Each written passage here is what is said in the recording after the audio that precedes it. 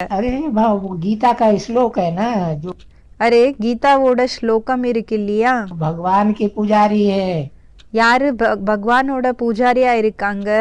भगवान के फॉलोअर है, பகவானோட ஃபாலோவர் யாரா இருக்காங்களோ वो भगवान से प्राप्ति करते हैं। அவங்க பகவானிடம் இருந்து பிராப்திய பண்ணிக்கிறாங்க. देवताओं के पुजारी देवताओं से प्राप्ति करते हैं। தேவதைகளோட பூஜாரிகள் தேவதைகளிடமிருந்து பிராப்தி பண்ணிக்கிறாங்க. भूत प्रेतों के पुजारी भूत प्रेतों से प्राप्ति करते हैं। பூத பிரேத்தகளினோட பூஜாரிகள் பூத பிரேத்தகளிலிருந்து அவங்க பிராப்தி பண்ணிக்கிறாங்க.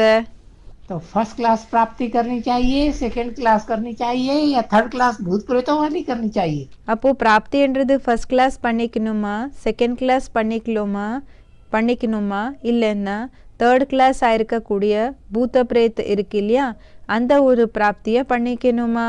है ये तो देहधारी देवताएं ये सब देवभान में देवभानी सांडे बन जाते हैं कलयुग। பாபா சொல்றாங்க இந்த தேகதாரிகள் எல்லாம் தேகதாரிகள் எப்படின்னா இந்த தேக அபிமானத்தினோட காலமாட ஆயிடுறாங்க கலியுகத்தினோட கடைசி நேரத்துல.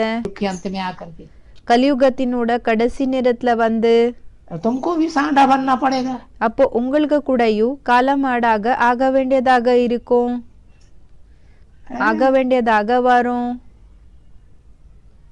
ये गीता को न मानने वाली आत्माएं हैं जो யாரு கீதாவை ஏத்துக்காம இருக்கக்கூடிய ஆத்மாக்கள் யார் இருக்காங்களோ दूसरे धर्म में कन्वर्ट होती हैं, யாரு மத்த தர்மங்களுக்கு கன்வெர்ட் ஆகுறாங்க हो रही है। அவங்க இப்போ ஆயிட்டு இருக்காங்க. गीता है देवी देवता सनातन धर्म का शास्त्र। கீதா இருக்குது தேவி தேவதா சனாதன் தர்மத்தினோட சாஸ்திரம். कुरान है मुसलमानों का शास्त्र। குரானா இருக்குது முஸ்லிம்ஸினோட சாஸ்திரம். बाइबल है क्रिश्चियंस का शास्त्र பைபிளா இருக்குது கிறிஸ்டியன்ஸினோட சாஸ்திரம். है। और बाबा ने कहा अंत में गीता के आधार पर ही सारी सर्विस होगी। பாபா சொல்லிருக்காங்க கடைசியில கீதையினோட ஆதாரப்படி தான் முழு சர்வீஸ் ஆகும்.